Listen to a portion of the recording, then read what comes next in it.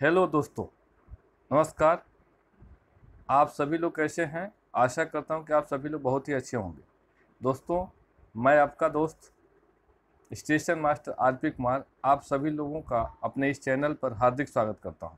दोस्तों, जैसा कि आप लोगों को पता है कि मैं नोटिफिकेशन के बारे में आप लोगों को सूचना देता हूं। किसी भी प्रकार की कोई वैकेंसी आती है, चाहे वो केंद्र सरकार द्वारा हो या फिर राज्य सरकार द्वारा हो, उसके साथ साथ कोई भी रिजल्ट आती है उसके बारे में बताता हूं। कोई भी आगामी आने वाली परीक्षाओं के बारे में सूचित किया जाता है, सिलेबस चाहिए उसका, क्या क्या सब्जेक्ट्स है, क्या क्या रिक्वायरमेंट है, सारी चीज़ें मैं आपको बताता हूँ। चलिए दोस्तों, सबसे पहले मैं कोटेशन के साथ शुरू करूँगा कि मेहनत कभी बेकार नहीं होता है। ये मेरा पुराना कोटेशन है और हर बार मैं ही कहता हूँ कि labour never goes in when. मेहनत, कठिन परिश्रम किया गया जो होता है कभी बेकार नहीं जाता। चलिए, आप लोगों के समक्ष एक प्रस्तुत कर रहा हूँ। ये नोटिस आया हुआ है एसएससी द्वारा।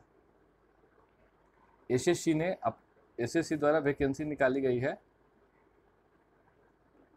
जीएचटी,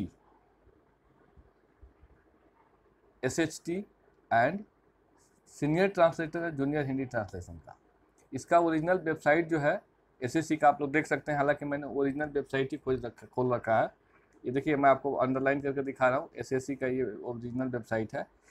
इसमें नोटिस जो आया हुआ है, ये नोटिस है junior Hindi translators, junior translator, senior Hindi translator का 2023 का नोटिफिकेशन आया हुआ। देखिए, आपके सामने ये प्रस्तुत है।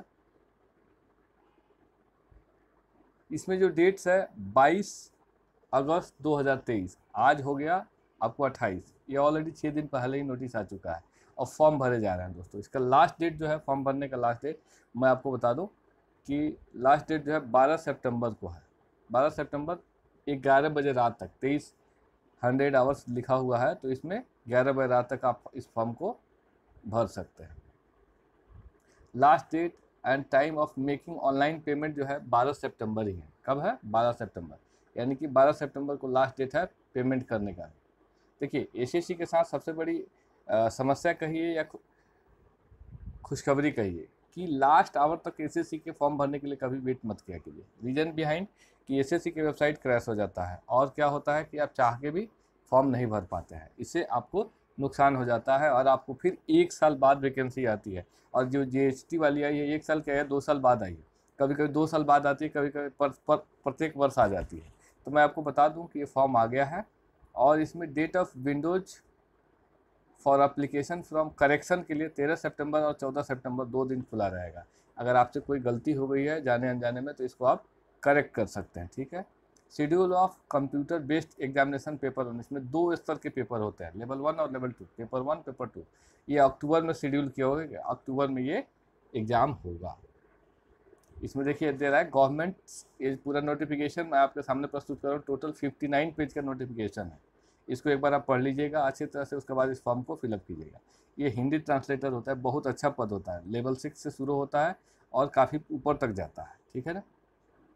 इसमें मैं आपको बता दूं, देखिए कोड वाइज दिया हुआ है कि ABC, इसी तरह से आगे देखेंगे आप DED तक दिया हुआ है। देखिए आगे भी दिया हुआ लेवल 6 का बेसिक पे इसका बहुत अच्छा है, सब कुछ बहुत अच्छा है। और इसमें क्या क्या है, junior junior translation officer, translation officers होता है in central secretariat official language service, CSOLS बोलते हैं इसको।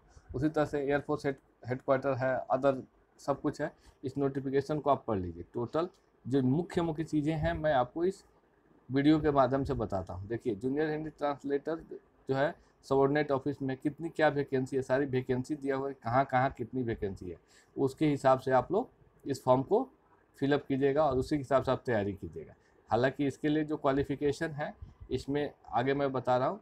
देखिए नंबर 2 पैरा जो दे रहा है, reserve and suitability post for the person with disability, जिनके जो डिसेबल हैं उनके लिए भी इसमें स्पेशल दिया गया है, प्रोटेक्शन दिया गया है। उसको आप पढ़ लीजिए पैरा 2 को और फिर आगे बढ़िए।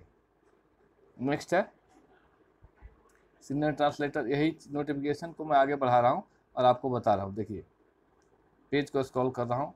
इसमें इंडियन सिटीजन होना चाहिए, सब्जेक्ट ऑफ नेपाल भी चलेगा, उसके बाद सब्जेक्ट ऑफ भूटान भी चलेगा। इसमें सब क्राइटेरिया दिया हुआ है, क्या क्या है, कहाँ कहाँ से कैसे कैसे होना चाहिए, सब कुछ दिया हुआ है। इसको पढ़ लीजिएगा।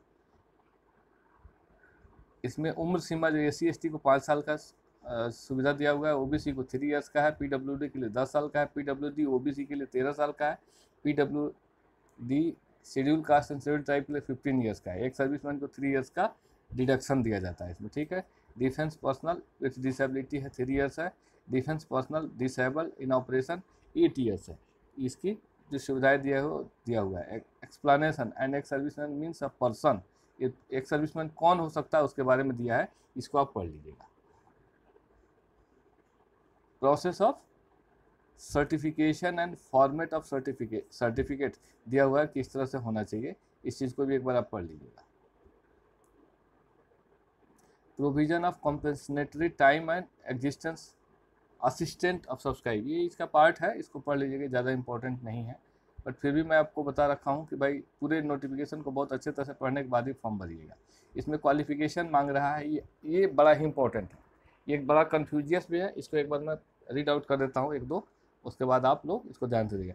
Master degree of a recognised university in Hindi with English as a compulsory और इलेक्टिव सब्जेक्ट और as the medium of examination at the degree level, ध्यान रखिएगा। तो हिंदी में एमए होना चाहिए, नहीं तो इंग्लिश में एमए होना चाहिए, या फिर अगर हिंदी से है तो इंग्लिश आपका लैंग्वेज होना चाहिए।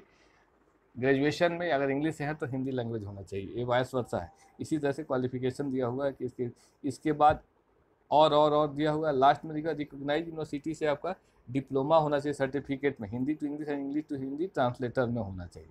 और उसके अलावा अगर आपके पास एक्सपीरियंस है तो ये बहुत अच्छी बात है। तो ये है इसका इस एसेंशियल क्वालिफिकेशन। उसके बाद कैसे अप्लाई करना है, इसके एसएससी के वेबसाइट पे जाइए, खोलिए और इसको अप्लाई कर दीजिए, ठीक है। इसमें रजिस्ट्रेशन अगर पहले से करेंगे तो बहुत अच्छी बात है, अदरवाइज रजिस्ट्रेशन करना पड़ेगा।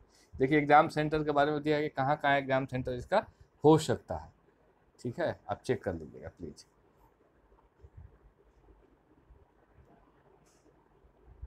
देखिए अब मैं आपको सिलेबस बताता हूँ कि स्कीम ऑफ एग्जामिनेशन क्या है। पेपर 1 ऑब्जेक्टिव टाइप होगा, based on mode general Hindi और जनरल इंग्लिश होगा। 100 क्वेश्चन पूछे जाएंगे, 2 घंटे का टाइम होगा, ये स्पेशल ध्यान रखिएगा। पेपर 2 डिस्क्रिप्टिव होता है, ट्रांसलेशन एंड एसे लिखने के लिए होता है, ठीक है दोस्तों। इसी हिसाब से आप तैयारी कीजिए, बहुत अच्छा तैयारी है, बहुत अच्छा पोस्ट है, और इसमें सिलेबस भी दिया हुआ कि कहाँ कहाँ से क्या क्या पूछे जाएगा। इस चीज़ को आप लोग फॉर्म भर दीजिएगा और तैयारी कर लीजिएगा, ठीक है। इसमें क्या क्या चाहिए आपको, आधार कार्ड प्रिंट आउट और फ्री का आधार होना चाहिए, वोटर आईडी होना चाहिए, क्या किसके लिए, आइडेंटिफिकेशन के लिए, आईडी कार्ड के लिए, फोटो आईडी में क्या क्या चलता है इसके लिए दिया हुआ है, इसको भी पढ़ लीजिए।